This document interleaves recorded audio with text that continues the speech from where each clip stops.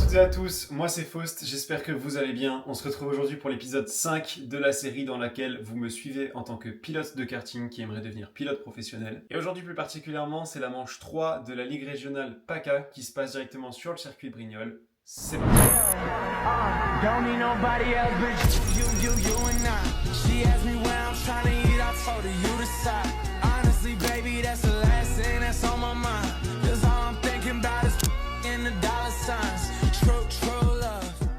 Alors, je sais que ça peut paraître un peu répétitif, mais pour ceux qui ne connaissent pas la structure d'un week-end, en tout cas en Ligue régionale PACA, je vous invite à regarder la vidéo de la manche 1 de la Ligue régionale PACA dans laquelle je prends le temps d'expliquer comment se déroule le week-end du vendredi jusqu'au dimanche. Ça explique la répartition des courses pour comprendre au mieux les enjeux d'un week-end. Donc je vous mets le lien là-dessus. Je sais plus de quel côté ça apparaît, mais au moins vous avez le lien. N'hésitez pas à aller la voir, comme ça vous comprendrez au mieux ce qui va se passer pendant ce week-end. Donc, on se retrouvait à Brignoles, un circuit que je connais maintenant depuis un petit moment. Pour autant, c'est un circuit qui m'a jamais beaucoup réussi par le passé. J'ai souvent connu des très mauvaises courses là-bas. Donc il y avait quand même un peu de pression et on a pu commencer le vendredi avec les tests. Petite précision et pas des moindres, j'ai eu la chance lors de ce week-end à Brignoles d'officialiser la venue d'un nouveau sponsor pour cette saison 2026, Covan Travaux. Je voulais quand même les remercier très chaleureusement, donc un grand merci à vous Covan Travaux. Sachez que je suis plus qu'honoré d'être avec vous pour cette saison 2026. C'est un énorme privilège pour moi et merci de me permettre de continuer à exercer ma passion. Voilà, donc Covan Travaux, on les retrouve dès ce week-end sur mon kart et on les retrouvera sans doute dès la saison prochaine sur la combinaison également, de sorte à concrétiser au mieux ce partenariat. La journée de test du vendredi a débuté très tranquillement. On a pris le temps de retrouver l'équipe de ce week-end que je vais quand même prendre le temps de vous présenter brièvement. On avait donc Jorik à la mécanique, Romain qui est venu de temps en temps en tant que team manager, Louis en tant que coach. Il y avait aussi Gilles qui faisait la mécanique d'un autre pilote mais qui était très présent pour moi. Bref, on avait une fine équipe. Après ces retrouvailles, il a fallu passer à la piste et quand je vous dis qu'on a commencé tranquillement, c'était bel et bien le cas. Il a fallu débuter par un rodage moteur. C'est travers là. 20 minutes de rodage. 20 minutes de rodage. Ouais. Alors, le rodage moteur, pour ceux qui ne connaissent pas nécessairement, c'est le moment lorsqu'on a changé quelques pièces du moteur, donc on a fait une révision du moteur bien souvent, c'est le moment où il faut le préparer à son utilisation en course, donc à l'exploitation maximale de son potentiel, et donc quand les pièces sont neuves, il faut les roder, les user un petit peu, les préparer, et donc pour ça, il faut y aller crescendo. Concrètement, quand on reçoit un moteur neuf, on ne peut pas directement mettre gaz et partir à fond. Non, on prend le temps de préparer les pièces. Donc, quand un pilote doit roder, il doit adapter son rythme à la préparation des pièces. Donc, bien généralement, on se donne des limites en termes de tours minutes à ne pas dépasser tout simplement. Et on augmente souvent crescendo jusqu'à la préparation totale du moteur. Et une fois que le moteur est prêt à développer tout son potentiel, alors on peut mettre gaz. Donc, pas grand chose à tirer sur ces 20 minutes de rodage, mais c'était quand même un moment intéressant puisque ça m'a permis de reprendre mes marques sur le circuit. Ça m'a permis de revoir un peu les trajectoires, de commencer à observer un peu où j'allais pouvoir freiner, réaccélérer, braquer. Bref, assez intéressant, mais rien à développer. Et cette piste pour les pneus, elle est absolument horrible. Genre là, je tourne, je vois des bouts comme qui volent. Et genre ça fait ouf, ça sourire et tout, c'est horrible. On te le dit souvent, faut calmer. Là, je vais pas dire faut calmer. Là, je te dis, dans le virage, il faut laisser faire le gars. Est-ce que tu comprends ce que je Là veux c'est dire? bien ou pas? Enfin, oui. Quoi? En termes de calme, là c'est comment? Parce que Moi, la première, j'en mets trop. Ah ouais, encore? Là, tu vois, en haut, je pensais que, tu vois, j'arrivais pas trop à voir. Je me suis mis là devant le virage pour voir si vraiment c'était une vision d'optique, un effet d'optique ou si c'était moi. Ouais. En fait, tu laisses pas faire le kart. Ok. Moi, ce que je veux, c'est que quand tu arrives sur le frein, tu freines, Ok. tu braques suffisamment pour aller chercher la corde, pas trop tôt pour éviter de mettre des coups de volant. Ouais. Je vais chercher la corde, mais dans le virage, tu laisses faire le kart. Même si tu as l'impression que tu vas arrêter dans le virage, c'est pas grave. Mais laissez faire le kart, remettre les gaz progressivement, d'accord, à la sortie du virage. Alors, fin de matinée. J'ai pu rouler 3 fois ce matin, dont 2 fois en rodage. Maintenant, le moteur est prêt, donc j'ai pu envoyer un peu sur la dernière série. Je cherche mes repères pas mal. En termes de chrono, ça met pas tout en face, puisqu'on est à 1 seconde, je pense, des temps de tête. Donc c'est très très loin, 1 seconde. Il va falloir bosser cet après-midi pour revenir. On suppose que ça provient sans doute des pneus pour l'instant, le manque de rythme. Et il va falloir que je calme encore davantage mon pilotage parce que c'est une piste dont l'asphalte est tellement abrasif que que malheureusement ça détruit les pneus et donc on surchauffe très vite les pneus, ils se dégradent très vite. Il va falloir que je calme un peu mon pilotage. Mais voilà, il y a du taf pour cet après-midi. On n'est pas garé. Il y a moyen de faire quelque chose de sympathique, donc je vais bosser et puis ça va le faire. Ce qui va nous intéresser, c'est plutôt l'après-midi où on a été un peu en galère de recherche de réglage. On a eu quelques soucis niveau moteur qu'on a fini par régler. D'accord, super. Non, mais... Bon, ça filme. Bon, fin de la pause déj. Il est temps de reprendre, c'est l'après-midi. On a 4 sessions cet après-midi pour bien bosser et pour se remettre dedans. Finir de peaufiner les détails et performer. Donc ça va être un peu chaud, va falloir s'appliquer. Mais on va tout donner. C'est parti.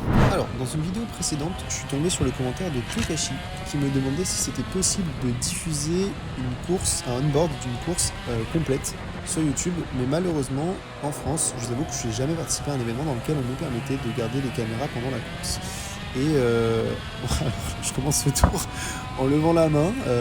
Bon, c'est particulier, c'était un petit geste de mécontentement, pas du tout envers le pilote devant moi, mais simplement j'étais un peu frustré parce que j'avais l'impression à ce moment-là de la journée que mon moteur ne marchait pas suffisamment bien. J'avais l'impression de manquer un peu de vitesse de pointe. En tout cas, je suis donc tombé sur ce commentaire de Tokashi que je trouve plutôt intéressant. Et même si malheureusement, en tout cas c'est certain, pour cette ligue régionale, on ne peut pas garder de caméra pendant la course, je me suis dit que ça pouvait quand même être intéressant de commenter un tour en caméra embarquée avec moi pendant les essais, sur un tour où il y a un petit peu de trafic, avec des pneus plutôt neufs. Comme ça vous donne une petite idée du niveau de concentration que peut solliciter un tour, au moins quand on cherche un peu de perf. Ok, donc on commence ce tour à l'aspiration derrière un pilote dans la ligne droite de départ et on arrive directement dans le premier virage qui est un virage en banking, un virage presque relevé en fait, qui nous permet ensuite de déboucher sur une épingle à droite, on peut passer le pilote qui nous précédait, sur les freins. Puis on tombe sur une épingle à gauche cette fois-ci avant de remonter tranquillement vers un virage à droite qui sera aussi une épingle. C'est un virage ici où le freinage se fait juste après cette petite montée à l'aveugle.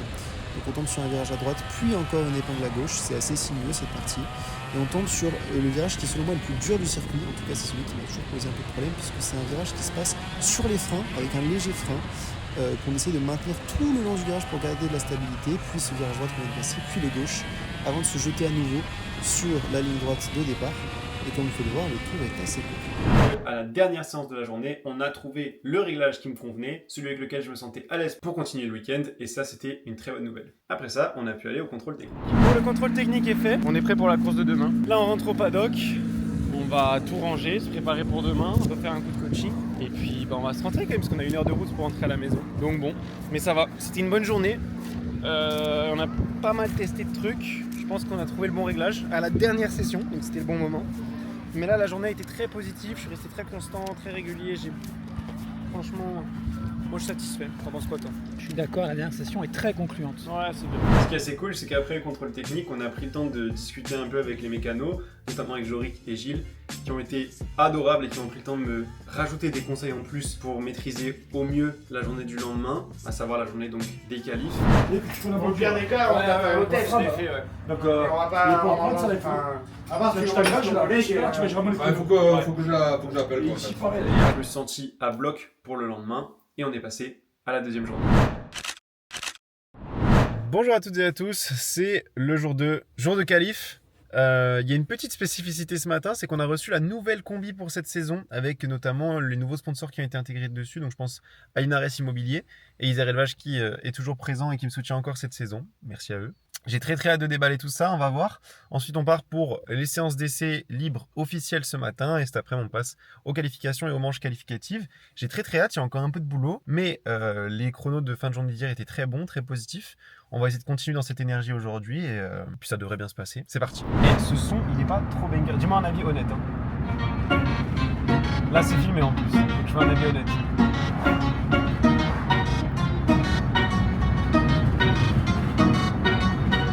Dime si tú estás pa' mí, como yo estoy puesto pa' ti. Tengo una noche a Medellín y te pago el jean. Nena, dime si tú estás pa' mí, como yo estoy puesto pa' ti. Tengo una noche a Medellín y te pago el jean. Et on est passé juste avant la pause déj. au briefing pilote. Et c'est vrai que je crois pas en avoir parlé dans les vidéos précédentes, mais c'est un moment hyper important dans le week-end puisque déjà tous les pilotes sont tenus d'y participer, d'y assister. Le moment du briefing, c'est le moment où tous les pilotes reçoivent les consignes pour le week-end. Comment se comporter sur la piste, un rappel des règles des drapeaux, des comportements à avoir, des procédures de départ. Bref, c'est un moment très important, bien que souvent ce soit un rappel de règles qu'on connaît pour la plupart déjà, puisque les règles ne varient que très peu d'un week-end à l'autre. Pour autant, c'est important d'y assister, ça rappelle les règles de base. Et de toute façon, pour s'assurer qu'aucun pilote ne manque à l'appel, tous les pilotes sont tenus de signer une feuille de présence pour être certains qu'ils aient bien assisté au briefing. Bon, ce briefing, c'était très cool parce que ça m'a aussi permis de retrouver des amis. Je pense notamment à Enzo et son papa, donc Enzo et Gabriel. J'étais très content de les retrouver parce que les deux sont adorables. Enzo, je l'ai vu grandir, je l'ai vu faire sa première course, je crois, en karting. Aujourd'hui, c'est plus qu'un pilote que je croise de temps en temps. Je peux même le conseiller comme un ami. Donc, j'étais super content de le retrouver.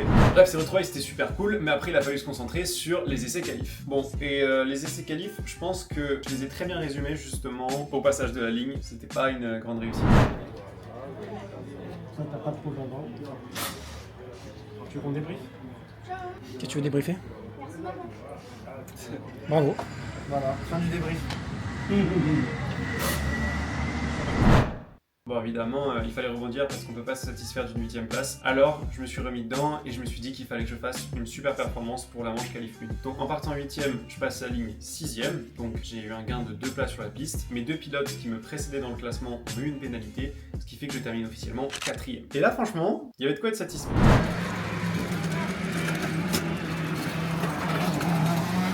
Alors? C'est pas nul, Non, t'as géré, t'as fait le travail. mais je peux pas faire mieux.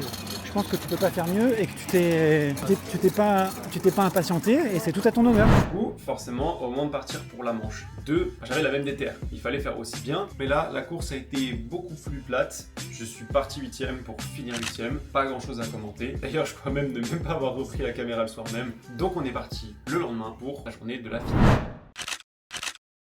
Après les échauffements le matin et le warm-up, on a pu passer directement à la super hit. C'était une course assez longue, assez intense. Voilà, donc je suis parti 7ème, j'ai terminé 6ème, plutôt satisfaisant. Mais il faut le mentionner quand même, il s'est passé un petit truc pendant cette course. Ah, je suis désolé. T'as bien fait, non, fallait le tenter. Bon, par contre, je suis convoqué, donc je sais pas pourquoi. Ah bon? Ouais, je sais pas ce que j'ai fait. Bon, ça faisait 2 tours, je disais allez vas-y tente, vas-y tente-le. Ah ouais, Il fallait. essayer. Alors moi je l'aurais tenté au virage d'avant. Ah, Voilà. c'est un Mais peu dangereux. moi j'ai trouvé que tout ce que t'avais fait c'était propre. Hein. Bah non, Ah si, là il fallait y aller, t'as bien fait. 7ème, 8ème ou 9ème, ça change rien mais je l'histoire. suis désolé. Ouais, sois pas désolé. T'as tenté, le départ est bon. En fait, je pense que sur un virage normal, ça passe. J'en ai parlé avec Ortolani, du coup, j'étais en train de discuter avec lui. Il m'a dit, bah ouais, en fait, tu t'es fait surprendre, ce virage il est trop bizarre. Ouais. Genre, il m'a dit, ouais, c'est ça à l'intérieur et tout. Je dis, bah exactement. En fait, à l'intérieur, c'est dégueu, il n'y a aucun grip. Et quand Ouais. tu freines, Ouais. Bref, moi franchement j'aurais fait la même. Je l'aurais tenté un virage plus tôt. je suis un peu deck. Bon, je vais voir la commission, du coup, et. Ouais. Ah, voilà. Vous viendrez me voir? Il n'y a rien de grave, hein. Oui, Essaye de venir manger ce soir. En fait, je passe le plus clair de ma course derrière un concurrent et je m'estime plus rapide que lui. Bon, au final, il faut savoir que les écarts étaient extrêmement réduits sur ce week-end, ce qui fait que c'était un peu compliqué de juger véritablement qui était plus rapide que qui. Et donc, quand je me retrouve derrière ce concurrent, pendant 5 ou 6 tours, je me dis il faut que je le dépasse. Malheureusement, je fais l'erreur d'être un peu trop ambitieux sur mon dépassement. Je me décale au dernier moment, je rentre dans la partie sale du circuit, parce que oui, il faut qu'on parle 30 secondes de ça. En fait, sur un circuit, les pilotes empruntent la ligne la plus efficace, c'est-à-dire la trajectoire idéale. C'est en gros le placement de son kart sur la piste qu'il faut suivre pour aller le plus vite possible. Cette trajectoire idéale, elle est commune pour tout le monde. Tout le monde va au même endroit puisque tout le monde sait où il faut passer pour aller le plus vite. Bon, mais du coup, cette partie, elle se gomme énormément, c'est-à-dire qu'il y a des dépôts de pneus qui font que cette partie-là a plus de grip, d'adhérence que le reste de la piste. Or, quand on fait un dépassement, souvent on doit quitter cette trajectoire idéale, l'endroit où tous les karts passent, pour aller dans la partie sale, la partie où aucun kart ne passe. Donc forcément, cette partie-là a un peu moins d'adhérence, et quand j'ai tenté ma manœuvre, le fait de passer dans cette partie sale m'a un peu perturbé, j'ai freiné un peu trop tard, et je suis parti tout seul comme un débutant, en tête à queue. Bon, dans la manœuvre, heureusement, j'ai touché personne, mais j'ai bien failli accrocher un concurrent, et j'avoue que la manœuvre était un peu trop dangereuse. Je suis allé m'excuser auprès de lui après la course, on a discuté, tout va très bien, mais j'ai pensé légitimement que ma convocation était pour ça. Sauf qu'en fait...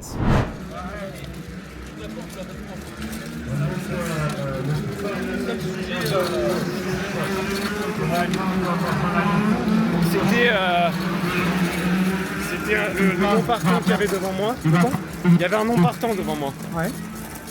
Et en fait, quand il y a un long partant, tu dois laisser un quart Ouais, la d'espace. place. Ouais. Ce que j'ai essayé de faire, et en fait, au moment du départ, le concurrent de derrière, il me pousse. Et moi je suis sur le frein pour laisser la place. Et lui, je sais pas si c'est volontaire ou s'il pensait que justement je laissais trop d'espace et qu'il voulait plus que je colle, mais il me pousse en fait. Et du coup, le président il est venu me voir, il m'a dit faut que vous laissiez plus d'espace. Là, on va pas vous tirer de sanction parce que personne s'est plaint, etc. Mais ne le refaites pas quoi. Voilà, donc tout allait bien. Et il était temps de se reset, de prendre le temps de bien manger et de partir pour la finale, parce qu'évidemment, la finale, il fallait faire mieux. Bon, et en finale, je partais 6e.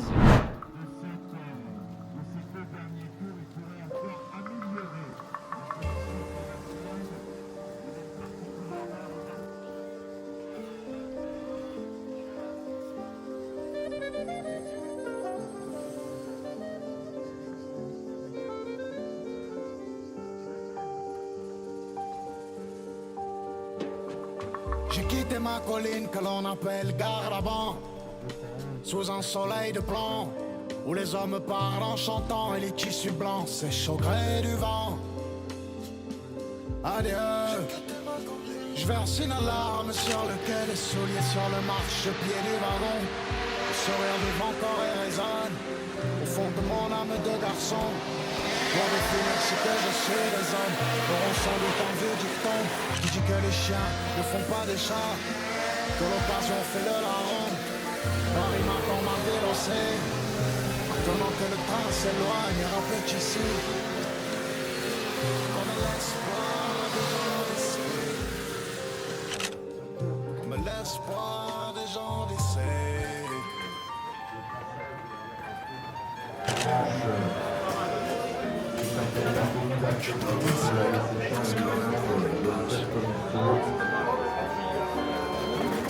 Sur la capitale,